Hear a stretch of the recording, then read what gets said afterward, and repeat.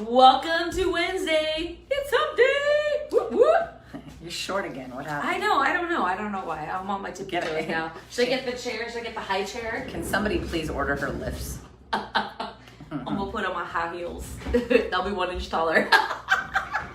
I'm dead. My mini high heels. Oh my God, now you're even shorter, just for the record. Keep rolling back. Okay. Oh wait, I'm shorter. This is not helping. What is happening right now? Too much lift. Too much lift. Too All much right. lift. So Here, let's fix it. Pull that out. It's one. Pull it out. One. Lord have mercy. It's not going to be that Wednesday again, guys. We'll see. Okay, so welcome to the Live at 5 with Jen and Stacy. So we're going to start the day off by talking about client wins and journey updates. Many of you guys are following the journey of people that are in our group, so I'm going to update you on what's going on. All right, so first of all, a name you're all very familiar with these days, Steve Caro. So on the mastermind call yesterday, Steve reports that he made 5 offers last week, all of which were rejected, but one of them, the person couldn't get financing. So the offer that had been accepted, the seller was like, well, that person can't close, went back to Steve and said, are you still interested? And he said, heck yeah, I'm still interested. He's got 19 units, so this would become 21. So he is officially under contract on another duplex. 21. Indianapolis. So he's doing his due diligence, and we'll see what happens. Keep you updated. He's also in the process of doing his second rehab on his second unit. So that journey has not been that fun. Lots of cat pee and the subfloor and stuff like that. But hey, this is the real of real estate sometimes. It ain't pretty. Hey, but at least he's not the one doing it.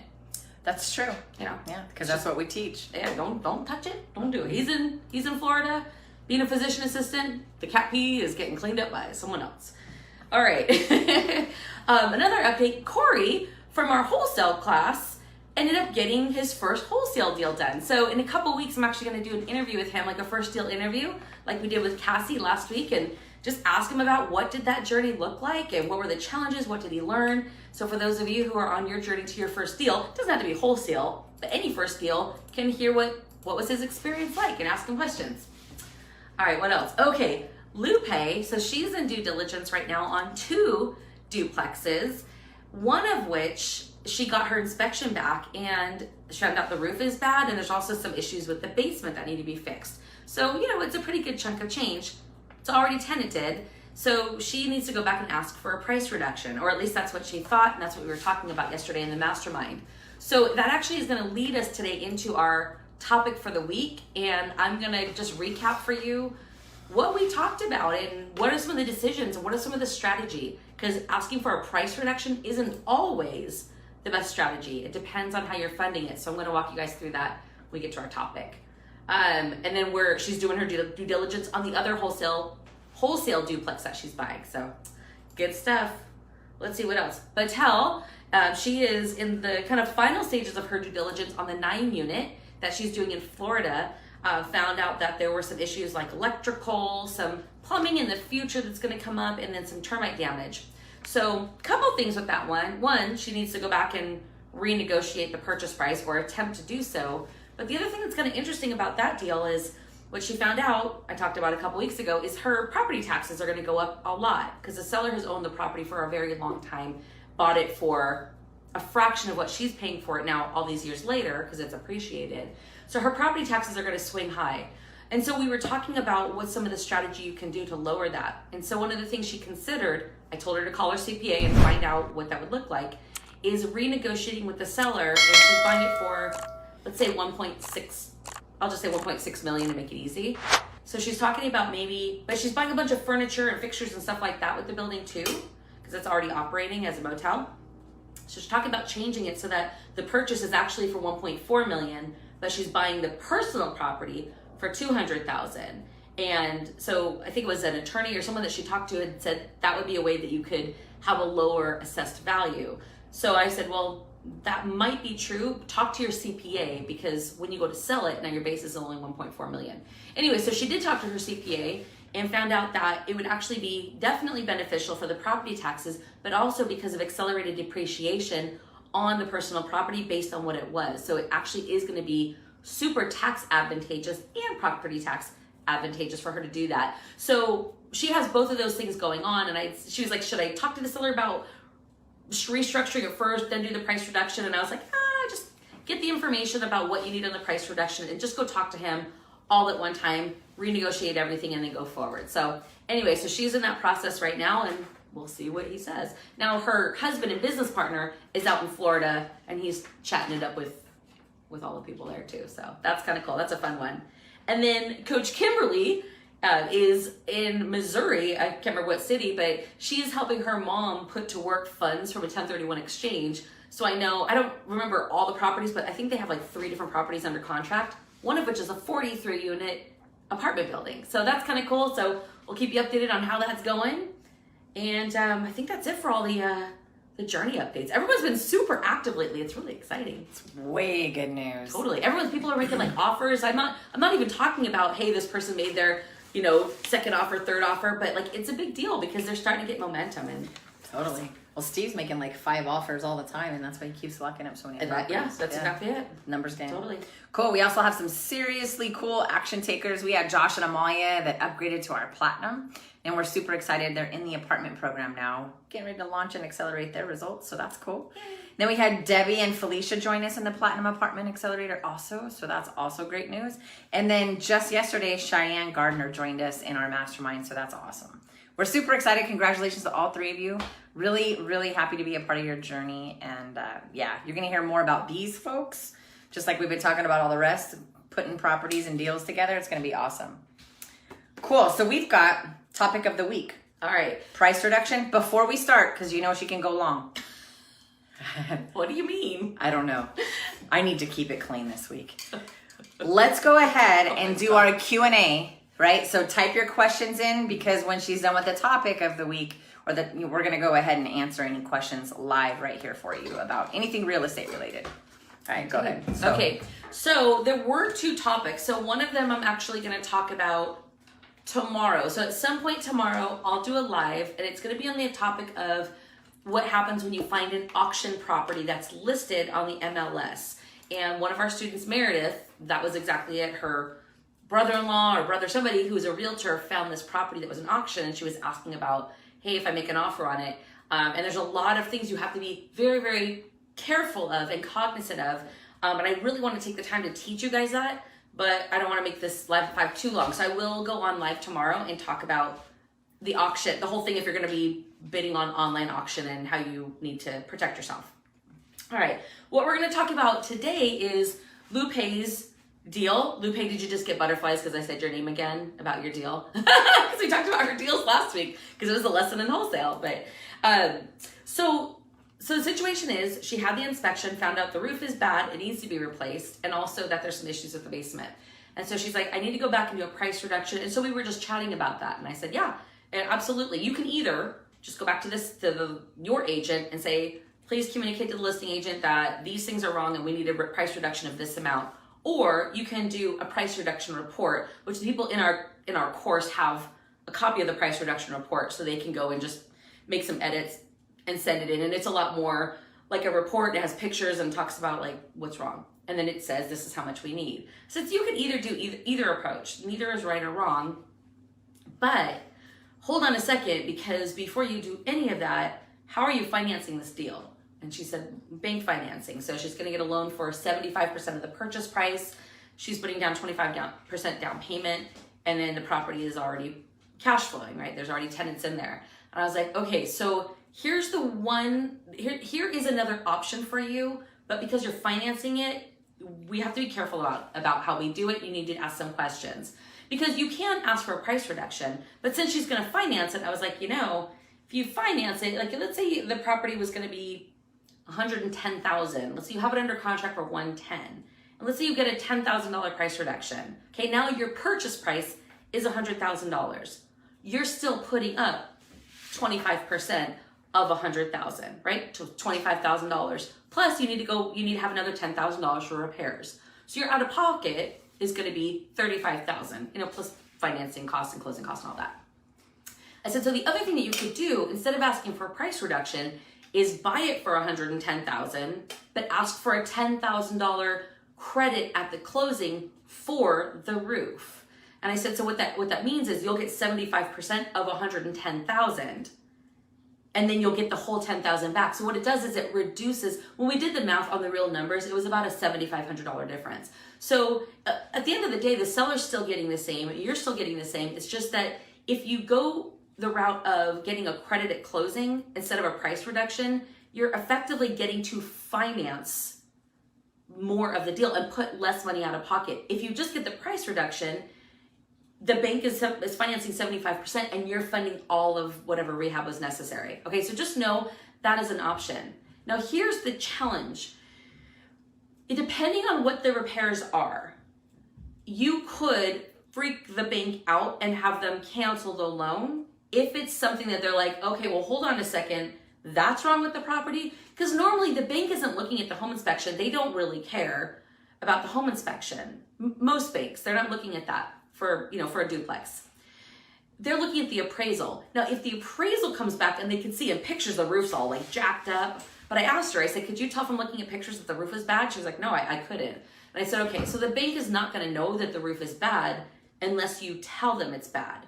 And the way you would tell them it's bad is by having a seller credit of $10,000 for a roof on your settlement statement. That might cause a problem. They might say, whoa, we don't fund fixer-uppers and this house it's not in condition that we would require to lend on it, which they wouldn't even have known otherwise, frankly. I said, so you need to be careful about that. That financially, that would be the better way for you to go because you'll be less out of pocket. So for you, it's great. For the bank, we don't know. I said, so here's what I want you to do. Talk to your mortgage banker and just say, hey, we got the inspection and I'm waiting to get it back. Like, don't show all your cards. I said, I'm waiting to get it back.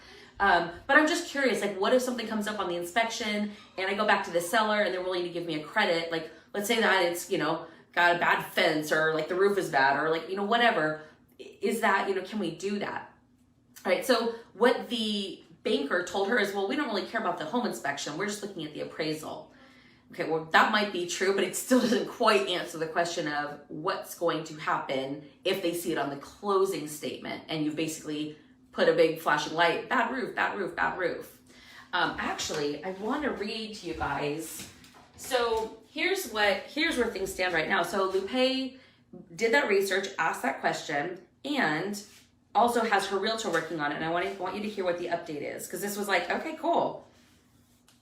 Teamwork, man. Good morning. Following up from last night's discussion on my post-inspection negotiation. Talked to the lender and was told that they only care about the appraisal and not the home inspection. If there are issues from the inspection and I've decided to ask for a credit, up to 3% of the sale price. Just leave it generic in the addendum and do not note the problem. Okay, so that's what she was advised by her lender. Like, you don't need to say what it is, just ask for like a credit for seller closing costs. So she said, for example, seller offers blank dollars towards closing costs. So the lender's basically saying, don't tell us. don't tell us because you're going to kill the deal. That was the read between the lines. So what she said is, however, since the credit is greater than 3%, because on a $100,000 purchase price, that'd only be $3,000. But if she needs $10,000, we have a shortfall, right? Since the credit is greater than 3%, my realtor is looking into creative ways to allow me to take additional credit. She mentioned home warranty and future property tax. She's making some calls to find out what other creative ways for me to get this credit. I'll keep you all posted. Thank you so much for bringing this to my attention. I had no idea. If I did not ask the question today, it's going to be an unpleasant surprise down the road for sure. Thank you. Please let me know if there's anything else I should be aware of. So that's what's going on with her deal. And I really like the idea of the future property taxes. I've never thought of that. It's never come up on any deal, but her seller wants her to get the best deal possible so that she can keep buying property. So anyway, so we'll keep you updated on how that goes. But that was a hey, why don't you tell them why you know that? Why I know? Why you know that? How did you know to tell Lupe to ask that or to do it that way? Something about carpet and flooring. Okay. And you got busted. So okay. Stacy got busted. Well, I didn't know what I was doing. I was so clueless. My very first deal. Okay, this is 2003. This is literally 17 years ago. I was green like Kermit the Frog. It's hard to be green. It is so hard to be green. I did not have a coach. I did not have a mentor. It was painful. So I got into my very first deal, which was going to be a fix and flip. And I didn't even know about hard money yet. I was that green. So I just went to a mortgage broker, and he was getting me a 90% loan, and he was structuring it like a rental loan. He knew I was flipping it. He structured it like a rental loan. I didn't know anything about anything. Anyway, so we, it didn't need a lot of work. It needed a cosmetic update. The flooring in the house, the carpet was totally pet stained. We'll leave it at that. So the seller, as a favor to whoever the buyer would be, got rid of all the carpet because it was disgusting. And I was like, cool, that's one less thing I have to do. So I get a call from my mortgage broker, and he says, the lender won't fund it. And I was like, first deal, no one to call, having a heart attack. Like, what do you mean the lender won't fund it? And he said, they won't fund it because they said it's not livable. Like, what does that even mean? It's not livable. It's a rehab. And he goes, I know, but they don't think it's a rehab. They think it's a regular rental loan, and they won't, because they don't fund fixer-uppers. He's like, and I said, okay, well, what does it mean unlivable? He said, well, there's no flooring in the house. Like, I know that, right? The carpet was taken out because it was disgusting. He goes, well, the problem is there's no flooring. So even though it's a fixer to you, if there was carpet, even if it was disgusting carpet, that would have been okay. I'm like, oh my, okay. Well, being that new back then, I couldn't, like, it might as well have been the Great Wall of China. I had no idea how to get through that, pass it, over it. And I was just like, for a couple of days, like literally on my back, just like, oh, woe is me. I was just like, my real estate career is over and it's just barely begun. I was so distraught and so upset. Insert drama here. I'm not normally that dramatic, but I just wanted it so badly, and I saw it like slipping away. I was like, ah. Anyway, so after I calmed down a little bit and my brain started processing, I was like, okay, well, what is the problem? The problem is there's no flooring. Well, what is the solution? Maybe I could get flooring in the house. So what I did is I called my mortgage broker and said, if we got carpet put in the house and have the appraiser come back out and take pictures, would that work? And he said, yeah, that would probably work. So I called the seller and said, here's the situation. Any other buyer you have is going to have the same problem. Will you allow me to put carpet in the house before closing?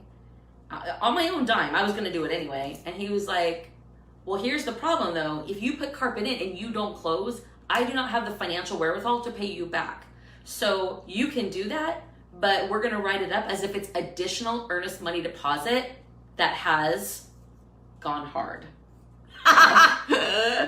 That's basically the way we structured it. So now I was like, okay, it was like $2,600 to get the carpet installed.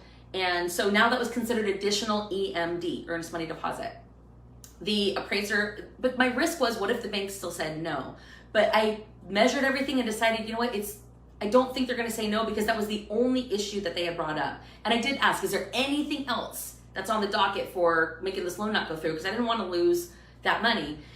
And he said, no, that's the only thing they're saying is holding it up. So we got it done. Appraiser went back out, cost another $100 for like a revisit, took the pictures, sent it in. Lender was okay with it. We closed. And we ended up flipping the property and making a profit. And it was great. But that is actually how I started to know that you have to think about what you're doing now and how it's going to impact your funding source. And just through, I've been investing for 17 years, so it's just come up not only for me, but for my students for years. So I don't know about how the roof thing came up, but I know that if a lender sees that there's a roof bad, they might be like, yeah, we're not going to go fund a property that has a bad roof, because what if you don't fix it? That's what they're thinking about. So anyway, and that's sure enough, that's pretty much what she was told. Like, yeah, don't tell us you could do up to 3%. Don't tell us why. Just say it's for closing costs. Yeah. So yeah, and exactly, Sharon, it is creative thinking. And that's part of what my goal is for you guys and for everyone in the mastermind, is to teach you how to think. Because it doesn't matter. Like Steve was like, nothing exactly goes the way that you teach it. I'm like, yeah, and that's like the first thing I tell you in the first video. Nothing will go exactly how I teach, because here's the theory of how it works, and how it works in actuality is 99% that, and then some other random 1% thing that hits you every deal, but it's different every time. So if I can teach you how to think creatively, how to be a highly paid problem solver, instead of just, let me take notes on how it's supposed to be and expect it to be that way, because that's not real. That is not real at all, nothing real about it. But if you can learn to think creatively, you can solve any problem that comes. You might need other resources. You might need a mastermind to bounce ideas off of, but you can think differently and get through problems. And that is part of how you become a very successful investor in real estate. Yeah, that's awesome. Good story. Hey, we don't have any Q&A when there's no questions coming in. So I'm getting a little worried, you know, like you can ask questions. Hey, speaking of thinking creatively, I'll just talk while you guys oh, look at that. Oh, Vandy. What's up, Vandy? Yes, you just need to get started, period. Get on those videos. One of the things that I was going to talk about with creative thinking is also something that came up in the call yesterday. I think it was Batal. She's in the middle of going through her acquisition on her property, and she was like, what happens if, the Airbnb thing falls through? And then we had somebody else who was talking about flipping, and she's like, yeah, I know you always say don't flip right now. And first of all, we always say it's not about just no flipping. It's about know where you're flipping and know what your exit strategy is. And also know, like, it's August, right? You don't want to be in a flip and doing renovations and then listing it for Thanksgiving or Christmas. So you want to be sort of seasonally aligned with what's going on and when the property would go to list. So the first question that came up was, well, oh shit, what if it doesn't sell? And my question was, well, do you have a contingency? And, cricket. Anytime we are acquiring a property, the first thing I'm thinking is, well, if we're going after this property, what are all of the things that might go wrong? And then how would I get my ass out of it? As I used to play poker professionally, and you want to have all your outs. You want to have as many outs as possible. So if I know that I'm going and I'm going to flip it, and then something happens and it won't sell, okay, what's my strategy to hold that, and what does that look like? What are my options for the rental market in that market? Could it work? And if all of those things, if I have like my primary, secondary, tertiary strategies on that property, if they're all lined out and I know, okay, if A doesn't work, then I'll go to B. If that doesn't work, then I have C. Then I feel a little bit more warm and fuzzy. So the creative thinking process and thinking about that as you go in, you got to know where you want to end up in order to get started. So that's definitely something that we teach. God, what were we going to talk about? I see there's a question that came in. Yeah, sure. Oh. Well, you were going to talk about what we have coming up, but I'll answer Sharon's question about, so Sharon, you're asking what's the best way to find the deal first and then financing. I think you're asking, is it better to find the deal first and then financing, or financing and then the deal? There's a couple different ways that you can approach that. The way that we teach it in our mastermind and in our program is that you're kind of doing a lot of things at the same time. Next week, Thursday at I think 12:30 Pacific, I'm going to be interviewing Ralph Ramirez, who's a mortgage banker that was introduced to me by Coach Kimberly, and we're going to be talking about like what he does. And one of the things he does is he always wants people to call him even before you're making offers and just have a conversation. Say, tell me about your credit and your experience and your goals, so he can get to know you and say, okay, based on everything that you're bringing to the table, this is what I can do for you as far as a loan. This is how amount of money you could qualify for. Or if you know you're going to bring in a partner, then he's just getting to know you a little bit. So anyway, she'll be helpful for you, Sharon, next Thursday. But aloha. Why are you trying to torture us, Marlene? Marlene, are you in Hawaii? Hawaii talk. I don't think she is, but she was. She just knows I love it. Yeah, she does. Anyway, but Sharon, what you want to be doing when you're getting started with your real estate journey, you're looking to identify a market, get deal flow, build your team, make offers. So, and then due diligence, and then pre-closing, and then closing. That's like the A, B, C, D, E, the kind of big bullet points. But after you've identified a market, that's really the first thing you need to do. That's the crux of it. Then it's getting deal flow coming in, and it's reaching out to realtors. But deal flow and building your team at the same time is what you do. So you would be talking to realtors to start getting leads coming in. At the same time, you're also calling contractors, inspectors, property managers, and lenders to start finding out like what's realistic for you, so that when you start making offers, you know like how much can you afford, what type of property should you be focusing on based on your strategy. So it's kind of like it's you don't need to go deal then financing specifically. It's like get deal flow, interview a bunch of different lenders, and then make your offers based on how they fit together. So and then you go for the actual funding based on all the interviews you did and based on you having a deal in hand, then going to the lender. But you should interview them ahead of time to find out what you even can do. Yeah. So Good yeah, question. there's a lot of steps. That is a good question. It's a chicken and the egg, and a lot of people are confused about that. So A lot of folks watch a bunch of random videos, don't know where to start, and you take the mystery out of it just by doing it that way. totally. So let's talk about the upcoming things that we have going on. I know that next week, you already mentioned the interview with Ralph Ramirez. Oh, right? yes. Okay. And the following week, we're going to interview Corey Kendrick, which you already mentioned, about his first wholesale deal. Yeah. So next week, make sure you tune in for that. We'll definitely post it so that you can see when that's coming. Last week, we did the interview with Cassie on her first deal. So if you missed that, just do a search in the group so that you can just literally Cassie, Kassie, and you'll probably see it come up. And then we have the property tour this Friday at 1:30 for anybody that's interested to come to that.